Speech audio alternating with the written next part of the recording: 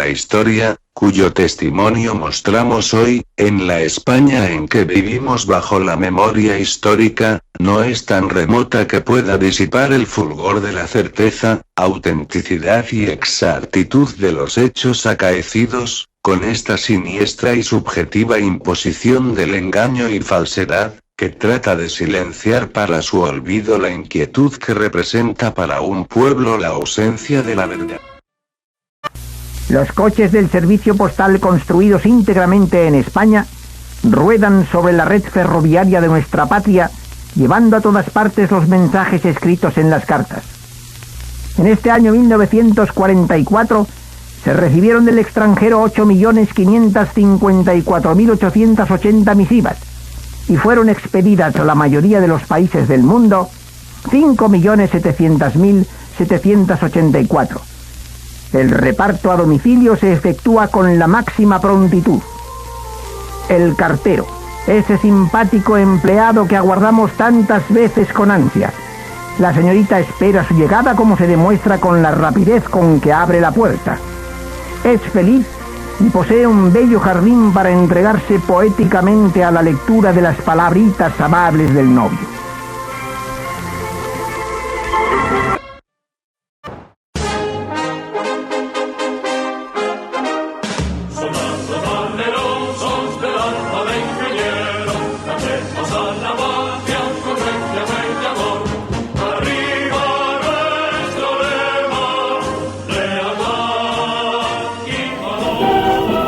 Las tropas de infantería, artillería, transmisiones, tapadores y fuerzas a caballo pasan también ante el jefe del Estado, al mando de los jefes cuyos nombres están asociados a las grandes hazañas de nuestra guerra.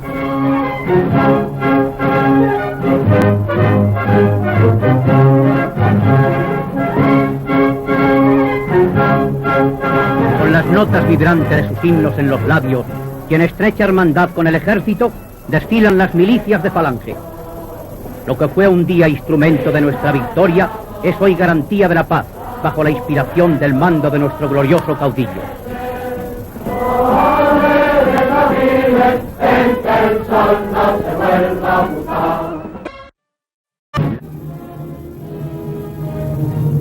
Pocos meses antes, los medios oficiales del régimen destacaban la figura de Hitler en la celebración de su 55 cumpleaños.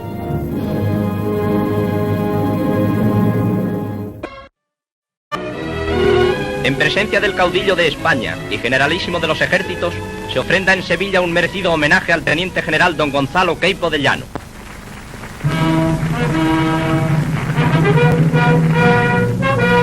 El caudillo llega a la plaza de España sevillana, acompañado de los jefes de sus casas militar y civil y del ministro del ejército y otras autoridades. En la escalinata que da acceso al Palacio de Capitanía, se levanta el altar donde se celebra el santo sacrificio de la misa. El ministro del ejército da lectura al decreto del jefe del Estado y en medio de un emocionante silencio, el caudillo impone al ilustre soldado las insignias de la Gran Cruz Laureada de San Fernando.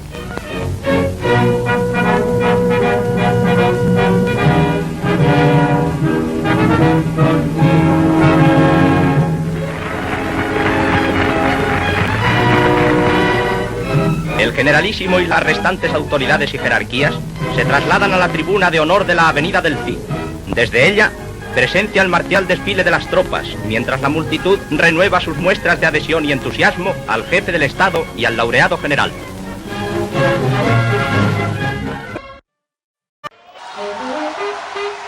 Las primeras tropas aliadas entran en sus calles el 4 de junio. El eco de la caída de la primera capital del eje es un golpe propagandístico enorme, que enardece el vigor de los aliados.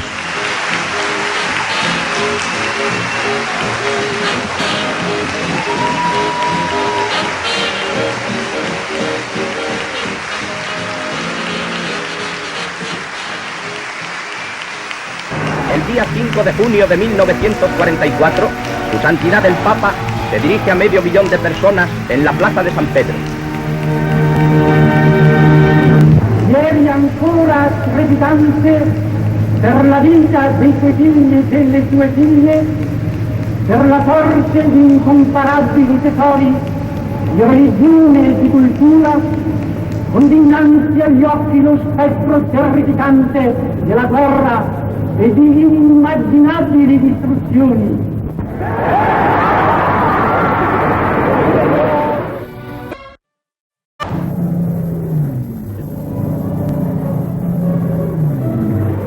$4.000 unidades navales y millares de pequeñas embarcaciones se concentran en los puertos británicos para realizar, con la ayuda de la aviación, la invasión de Europa. El jefe supremo de las fuerzas aliadas, general Eisenhower, con otros altos jefes aliados, da las últimas órdenes. En los campos de aviación, aparatos de todas clases y planeadores están preparados para las operaciones de bombardeo y transporte de tropas. Los soldados reciben la nueva moneda, billetes garantizados por los aliados para su utilización en Francia.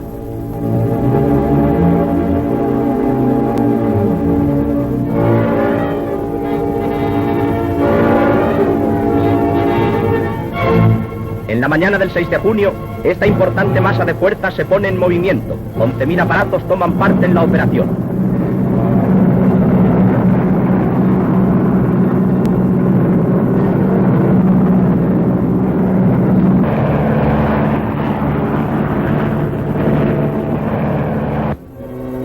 Son tropas de la Gran Bretaña, de los dominios y de las colonias, con divisiones de Estados Unidos, las que van a iniciar el desembarco en la costa septentrional francesa.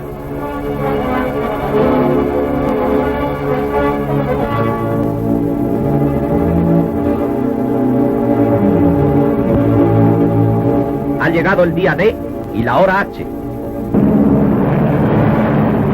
La aviación inicia el bombardeo sobre los objetivos estratégicos y sobre los centros de comunicaciones.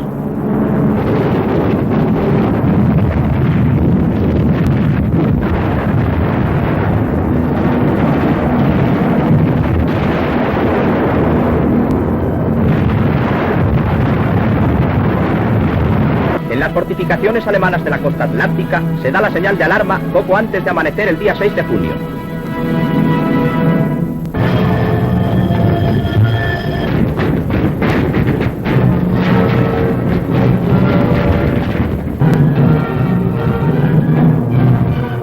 Empieza la acción militar, mientras las sombras de la noche se rasgan con los haces de los reflectores, el rastro de fuego de cohetes y trazadoras y el resplandor de los disparos.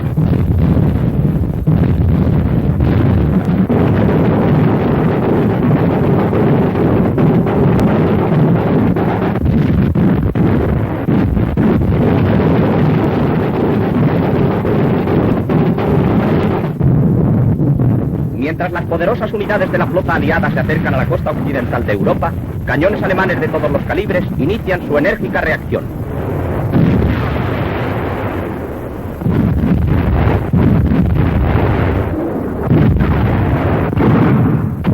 El alba del 6 de junio llega entre el horrendo fragor de la guerra. El humo de las explosiones asciende al cielo y los lanzallamas entran en acción.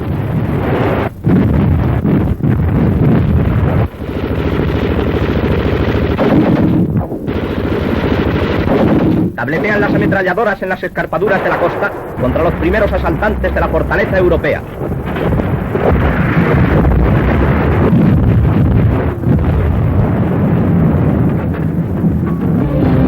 Sobre la cabeza de puente angloamericana en la bahía del Sena se entablan encarnizadas luchas aéreas.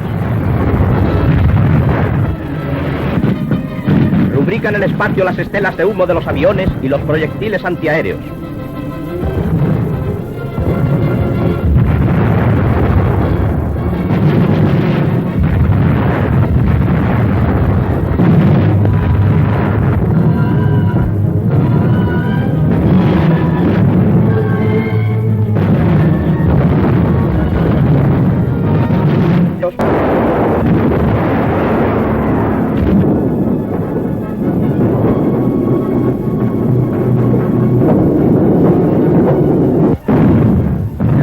De la flota disparan contra las fortificaciones alemanas. Son 640 piezas artilleras que al atacar los reductos germánicos apoyan eficazmente el desembarco.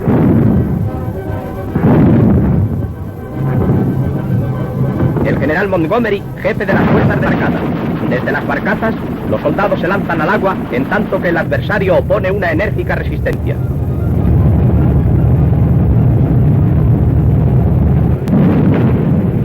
Las divisiones británicas, canadienses y norteamericanas ponen pie en tierra francesa.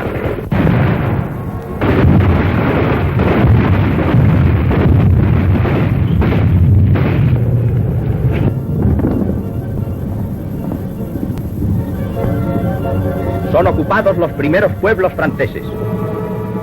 Queda convertida en un montón de ruinas y los últimos fugitivos abandonan la población. Es el éxodo dramático de la guerra, que siempre es la miseria y el dolor. A lo largo del frente van quedando señales visibles de la gran batalla, máquinas de guerra y máquinas voladoras destrozadas.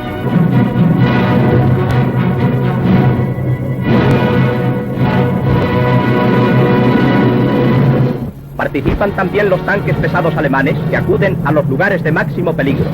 Siguen librándose las más duras luchas en los pequeños pueblos de la costa francesa. La batalla se entabla en las calles, convertidas en escombros, entre la explosión de los proyectiles y de las bombas. Los problemas de Hitler crecen en todos los frentes de guerra. Tras el desembarco aliado en Normandía, Alemania centra sus esfuerzos militares en defender su presencia en Francia. Para ello, concentra en el campo de batalla francés todos los medios a su alcance. Las tropas alemanas continúan resistiendo tenazmente en la zona de guerra de Normandía. Todas las armas se emplean en esta lucha y la batalla se hace más cruenta por la proximidad de las líneas en la zona de operaciones, donde los ataques y contraataques se suceden continuamente. Han entrado en acción las divisiones blindadas del Reich y los tanques disparan para crear una verdadera barrera de fuego en torno a las posiciones alemanas. La lucha alcanza también a los pueblos franceses, que van quedando materialmente convertidos en ruinas, y continúa desarrollándose cada vez con caracteres más dramáticos la lucha decisiva por Europa.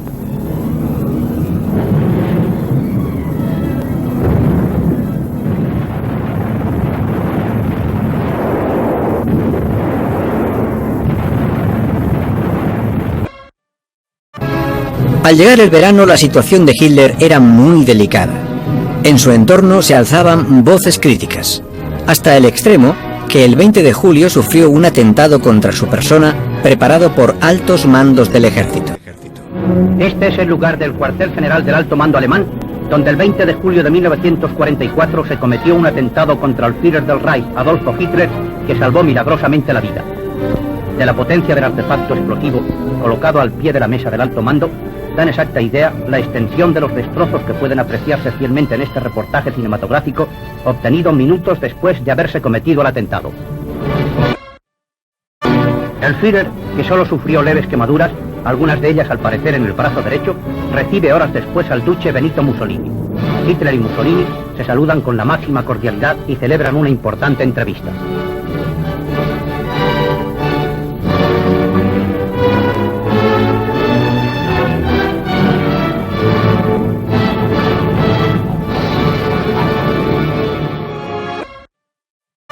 Ni la incorporación de la última tecnología militar de Alemania consigue cambiar el curso de los acontecimientos. Las famosas bombas V1 caen sobre Inglaterra en un último intento de Hitler de recuperar la iniciativa en la guerra. Veamos en la pantalla el lanzamiento de la nueva arma alemana, el V1, que bombardea constantemente la ciudad de Londres y el sur de Inglaterra. Desde los lugares donde es disparado, la cámara cinematográfica nos muestra el funcionamiento del V1. Capta el objetivo con todo detalle, las líneas de la llamada bomba volante o aviones sin piloto.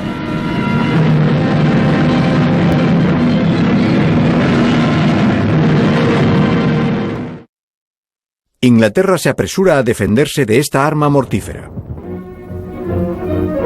Veamos en este reportaje cinematográfico cómo se defendió Londres contra las bombas volantes alemanas, las llamadas V1. En la costa inglesa, el mando aéreo fue ayudado por los servicios auxiliares, que dieron muestra de su gran disciplina y entrenamiento y de la eficacia de su actuación. La precisión de los disparos antiaéreos consiguió hacer estallar y evitar la caída de muchas bombas volantes. Los pilotos de las fuerzas aéreas también cooperaron con denuedo a su destrucción. Ceden cada vez más ante el empuje soviético. El nodo lo disimula 3 años seleccionando las después de la escasas invasión imágenes alemana de la Unión de una sangrienta Soviética, campaña las militar. fuerzas soviéticas dieron comienzo a la Operación Bagration. Fue el nombre en clave que recibió la ofensiva en masa del Ejército Rojo para destruir al grupo de ejércitos centroalemán durante el verano de 1944. La lucha que Alemania mantiene contra el bolchevismo en el frente del este exige el envío y la llegada de continuas reservas. Convoyes de combustibles, hileras de camiones y de tanques pesados marchan hacia los puestos de combate. Los soldados alemanes y los voluntarios de otros países que luchan a su lado reciben los objetos que han transportado los camiones, desde la mochila al acordeón.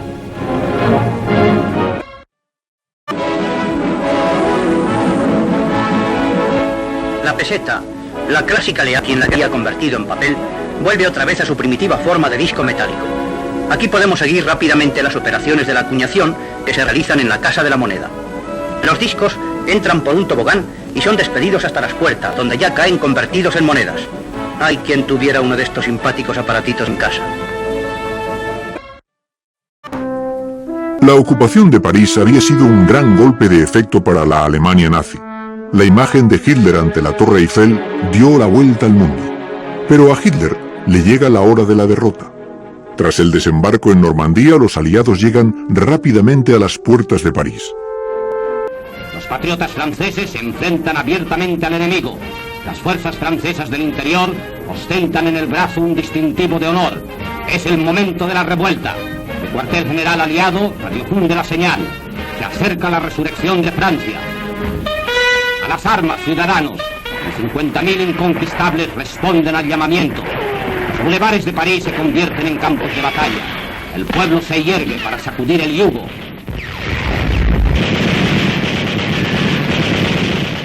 La capital francesa se convierte en un escenario de encarnizados combates cuerpo a cuerpo entre la resistencia y los nazis. En las calles todavía se aventuran algunos tanques nazis, el fuego los asedia.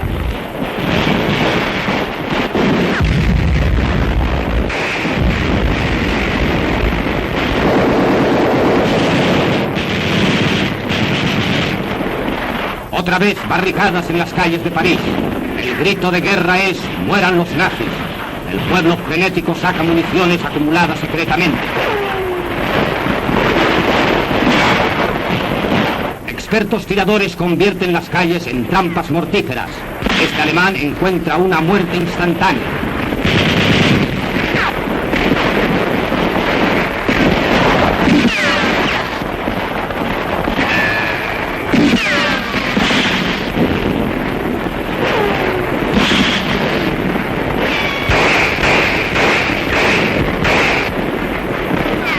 Con peligro de su propia vida, despoja al alemán de sus armas. Luego, misericordia para el caído, en tanto que la lucha continúa encarnizada. Por fin, el 25 de agosto, las tropas aliadas entran en París. Luchadores franceses en el corazón de la ciudad, donde se hierguen las torres de Nuestra Señora. Unidades norteamericanas entran con los franceses en medio de un júbilo sin precedente.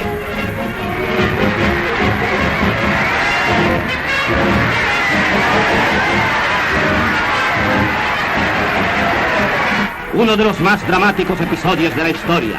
París celebra su libertad, olvidando todas las restricciones.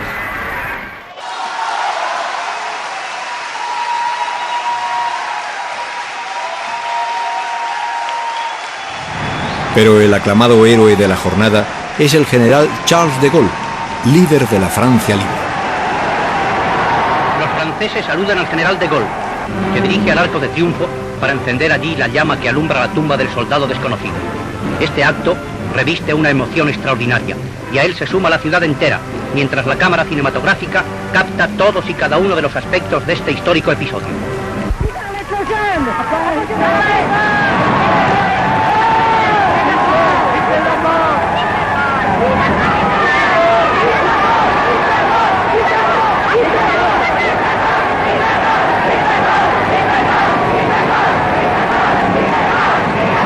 En la calle y en la Plaza de la Concordia se forma una inmensa manifestación popular. Después, al acudir de Gaulle al ayuntamiento con motivo de la recepción oficial, se producen trágicos sucesos. Desde la altura de unos edificios se hace fuego contra el general y la multitud. Las tropas contestan a estos disparos y hasta que se restablece el orden, París vuelve a vivir momentos de dramática inquietud.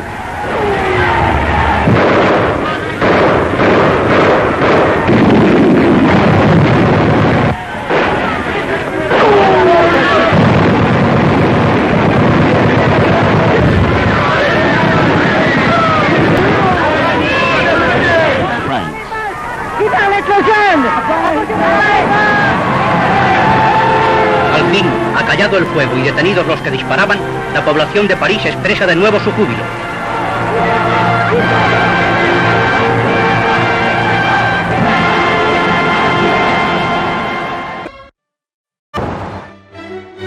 España ya no tiene más remedio que asumir la victoria aliada e insiste en proclamar su neutralidad. Gran Bretaña y Estados Unidos desconfían y exigen pruebas. Para convencerles, Franco retira a sus soldados de Rusia y expulsa a los espías nazis del país. Además, recorta las exportaciones a Alemania de wolframio, un metal básico para la industria militar. En su política interior, Franco rescata algunas propuestas sociales y de protección del trabajador del programa de la Falange. Por ejemplo, el seguro de enfermedad obligatorio o la ley del contrato de trabajo que promueve el contrato indefinido. También se impulsa la construcción de viviendas sociales mediante el Patronato Nacional de la Vivienda. En el Monte Santa Marina asiste Su Excelencia el Generalísimo a la inauguración del sanatorio antituberculoso que lleva su nombre, que viene a completar la magnífica ciudad sanatorial allí establecida. El caudillo es saludado por el doctor Renero, director del sanatorio, y por el personal médico. En Torre Madariaga, Deusto, inaugura 2 lotes de casas económicas construidas por el Ayuntamiento de Bilbao con ayuda del Instituto Nacional de la Vivienda. Son 160 casas para trabajadores humildes. El caudillo entrega las llaves a todos los nuevos vecinos. La política social traspasa fronteras cuando el gobierno envía un cargamento de naranjas a la vecina Francia. 12 toneladas de naranjas han sido enviadas generosamente por el gobierno español con destino a la población civil francesa. El Socorro Nacional francés ha efectuado inmediatamente el reparto de estas naranjas que constituyen una delicada ofrenda de nuestro país a la nación vecina. Los niños de las escuelas francesas reciben con inmensa alegría los fragantes frutos de España.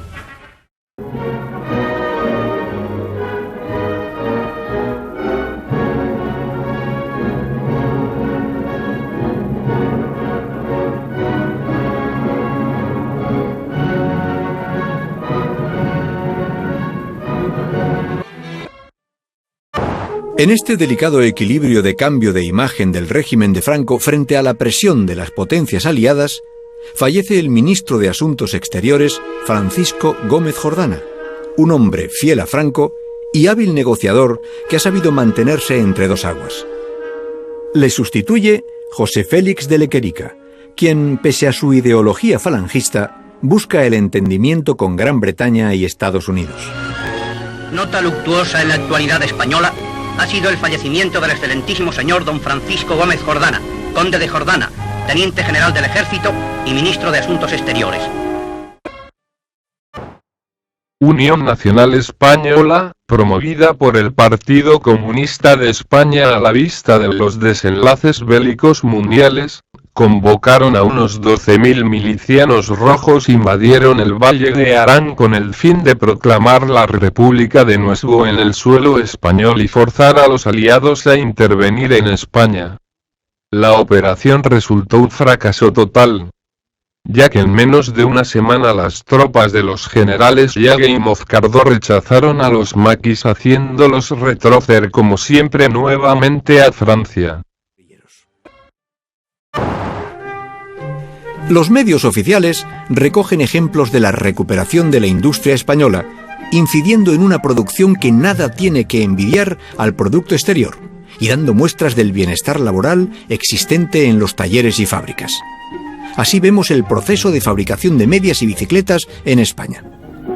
Después de conocer la laboriosa fabricación de las medias, quizás sientan las señoras y señoritas menos pesar y sean más benevolentes cuando perciban el clásico hormigueo de la fatal carrerilla que tanto las alarma.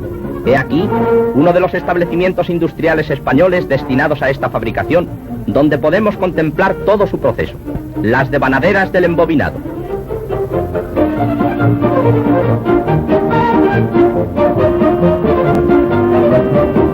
Los telares múltiples para el tejido.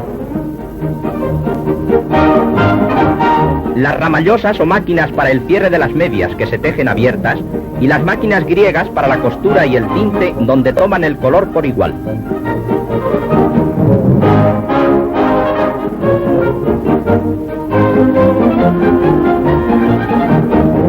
forma a las medias, se van poniendo en piernas metálicas antes de su paso a la máquina de planchar y su colocación en cajas para el comerciante.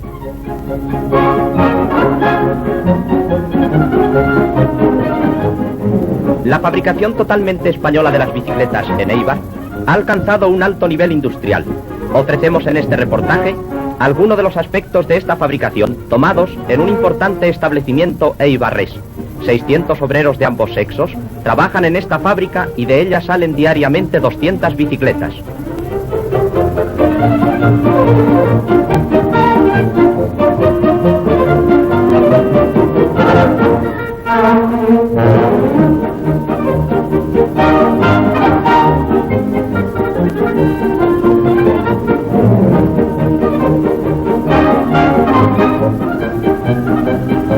Son 30 los modelos, desde el tamaño más pequeño de niño y niña hasta la bicicleta llamada de gran carrera, donde se combina sabiamente la gracia de la línea con el poco peso y la gran resistencia. Estas máquinas se exportan también a diversos países europeos y a América del Sur.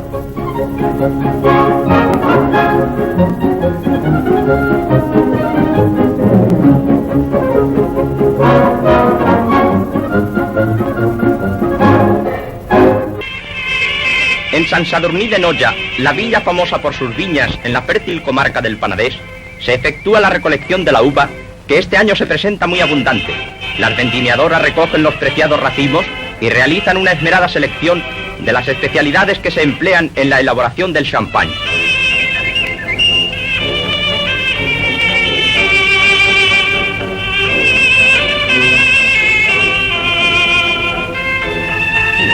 Año tras año, reposará en las profundas cuevas sin conocer la luz del sol y después de uno o más lustros se convertirá en el líquido dorado y espumoso.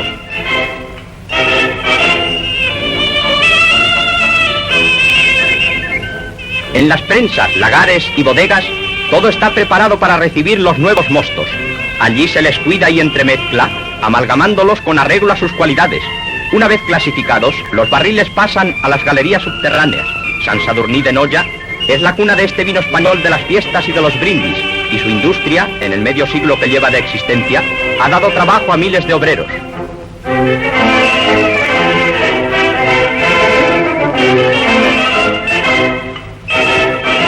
España es la primera potencia pesquera hoy día en Europa y posee la mejor y más numerosa flota de este carácter. A pesar de las naturales dificultades por las que atraviesa el mundo y de las consecuencias de la guerra, se ha mejorado la producción pesquera española. Es la región noroeste la que, como viene ocurriendo tradicionalmente, registra el mayor volumen de pesca capturada. De todos los puertos, es el de Vigo el que figura a la cabeza.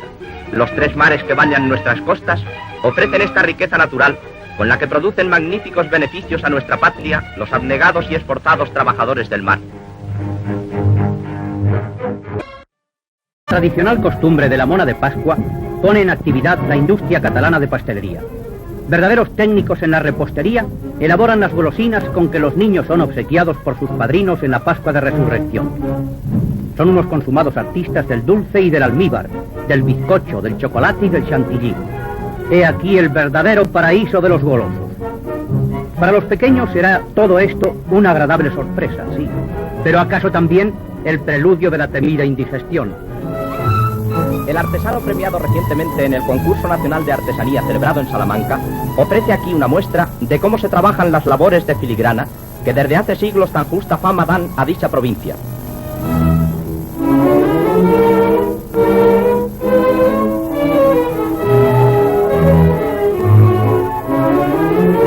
Estas delicadas y sutiles maravillas de la orfebrería sirven de adorno muy preciado en el típico indumento de las mujeres salmantinas.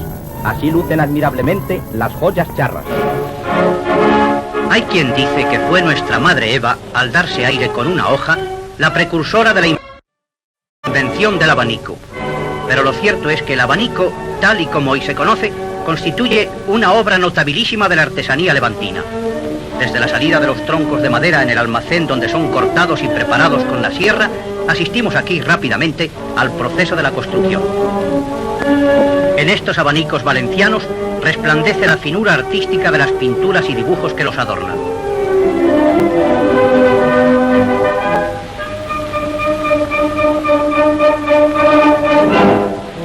Detrás del abanico está la sorpresa de un encantador rostro femenino y esta niña hace sus primeros ejercicios de traviesa coquetería. La editorial Destino de Barcelona crea uno de los premios literarios más prestigiosos de España, el Premio Nadal. La proclamación del ganador o ganadora se hace en la Noche de Reyes y se convierte en un excelente regalo para cualquier escritor. En su primera edición, el galardón es para Nada, de Carmen Laforet, una novela ambientada en la Barcelona de posguerra. Nada refleja las miserias de la sociedad de posguerra, pero el teatro vuelve la mirada al menos comprometido terreno de los clásicos. Así, el máximo exponente teatral del año es Fuenteovejuna. Ha constituido un magno acontecimiento artístico y escénico la representación efectuada en el Teatro Español, bajo el patronato de la Vicesecretaría de Educación Popular, de la inmortal obra de Lope de Vega, Fuenteovejuna, en versión íntegra de Ernesto Jiménez Caballero, con decorados de Sigfredo Burman y música de Manuel Parada. El director y realizador escénico ha sido Cayetano Luca de Tena, y los intérpretes principales de la obra, Mercedes Prendes, José María Seoane y Alfonso Muñoz. Estos otros planos nos muestran unos momentos de descanso en el rodaje de Eugenia de Montijo. No son fantasmas en los jardines de la CEA, son los extras vestidos con arreglo a la época de la emperatriz que charlan y esperan las órdenes del director.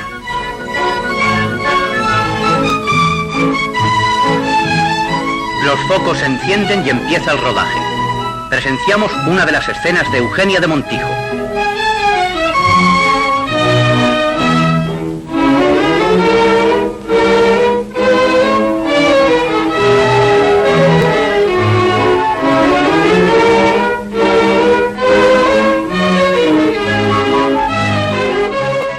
Este año los temas bélicos dejan paso a la comedia y al ingenio, como es el caso de La Torre de los Siete Jorobados, de Edgar Neville.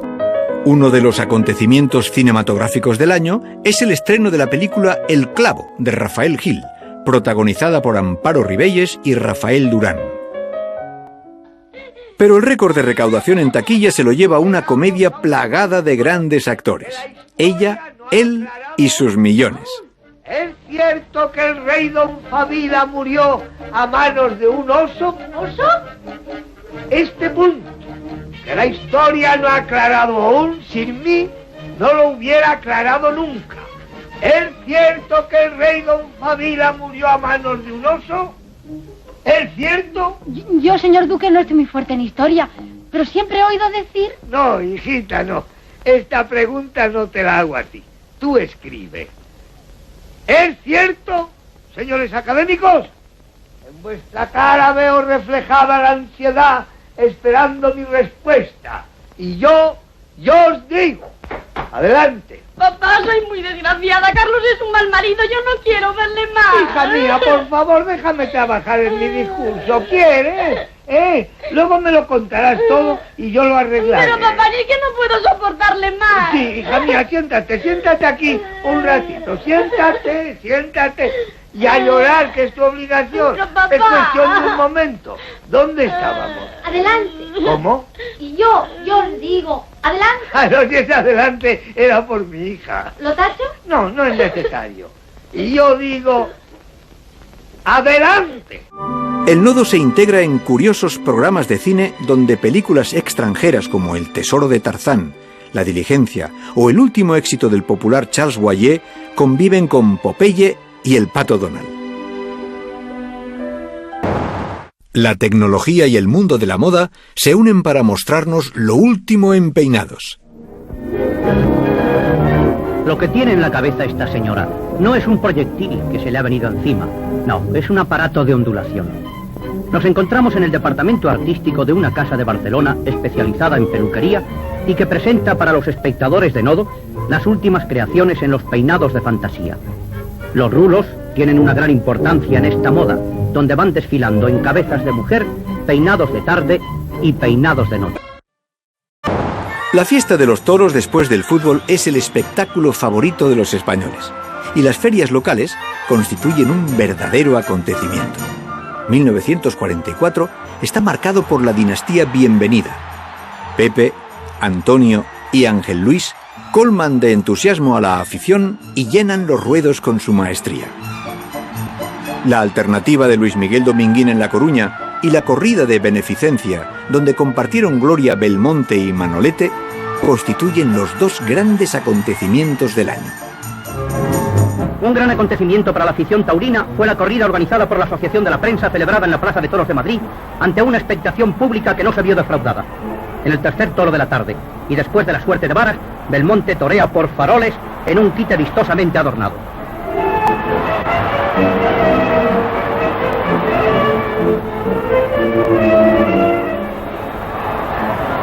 Y llegamos a la faena cumbre de la tarde, donde Manolete, el fenómeno cordobés, inicia la faena histórica de sus pases naturales.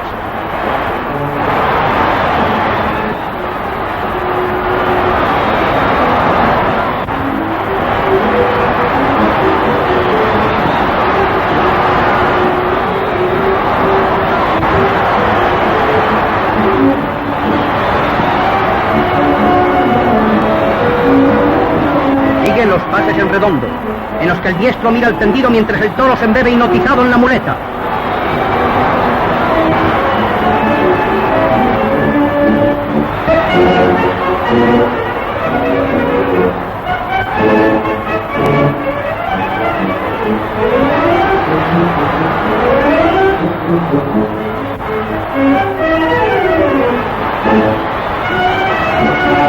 Manolete rubrica la sensacional faena con una estocada en todo lo alto.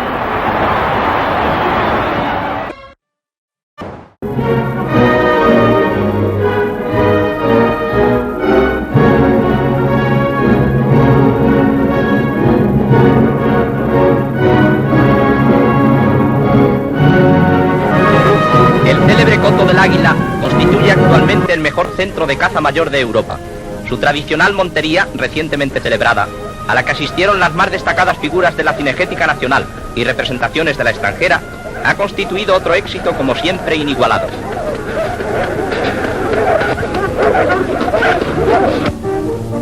En 3 días se cobraron 120 venados y 27 jabalíes. En total, 147 reses de esta fauna mayor salvaje y bravía, y se repitieron las típicas y luminosas escenas de esta clase de cacería, de tan fuerte sabor primitivo y legendario, donde lo suntuoso del marco encubre la más cuidadosa producción de una gran riqueza nacional. Este año, el Valencia conquista el campeonato de Liga y el Atlético de Bilbao gana la Copa del Generalísimo. En el estadio de Montjuïc y ante 65.000 espectadores se celebra el gran partido de fútbol para la obtención de la Copa de Su Excelencia el Generalísimo. El Atlético de Bilbao y el Valencia Club Deportivo de Fútbol son los equipos contendientes.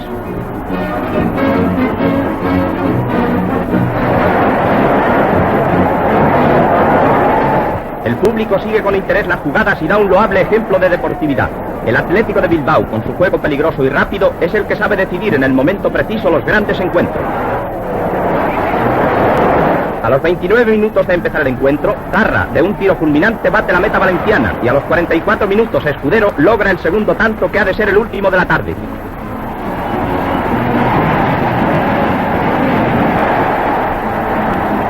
Laureado Teniente General don José Moscardó entrega a Oceja, capitán del Atlético, el preciado trofeo.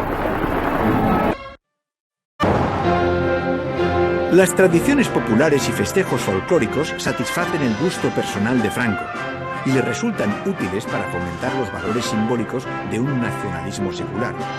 La información llega a los españoles incesante, prolija y pomposa a través del mundo.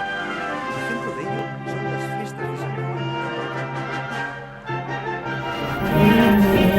Pero el número importante de estas fiestas alicantinas son las hogueras, los retablos burlescos con intención satírica o con lucidas manifestaciones de arte popular que cada barrio prepara y construye en reñida emulación y competencia. Junto a los asuntos del tipismo levantino, no faltan en estas fogueres las alusiones a los temas donde se pone a prueba el ingenio de los concursantes y su destreza en el modelado y concepción de las figuras. Ya ha sido elegida la belleza del fuego y su escolta de honor que presiden estos lucidos festejos, y en la noche de la cremá, las hogueras arden junto al mar con orla de llamas y estampidos de cohetes.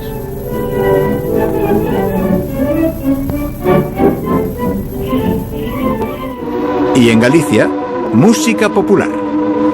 Toda la poesía, El fervor religioso y el encanto ingenuo y primitivo de Galicia se condensa en la popular canción Si vas a San Benitiño, que interpreta para los espectadores de Nodo la Coral Polifónica de Pontevedra.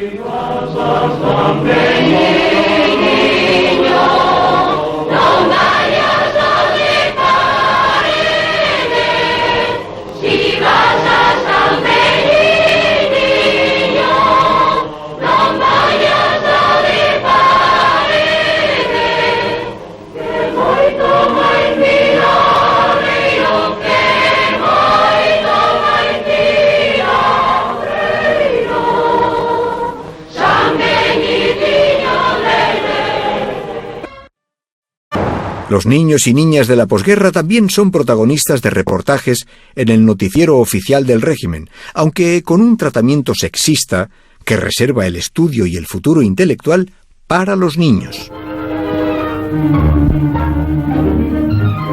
Durante los clásicos días del verano, los niños españoles sanos y alegres juegan en las playas y componen cuadros de encantadora ternura y de gracia infantil.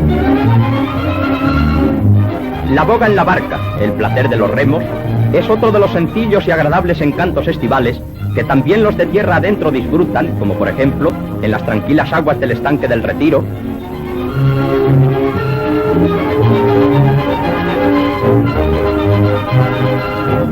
y las horas de alegre juego y diversiones del parque,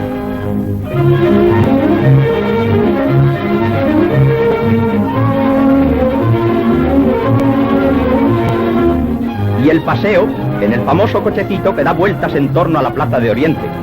Acabadas las vacaciones, comienza el curso escolar y los niños van llegando a los colegios con sus carteras flamantes y los libros de texto recién comprados. Después del tiempo de la diversión llega el del estudio, menos agradable, pero más útil, y los hombres del mañana se entregan seriecitos y afanosos a su labor.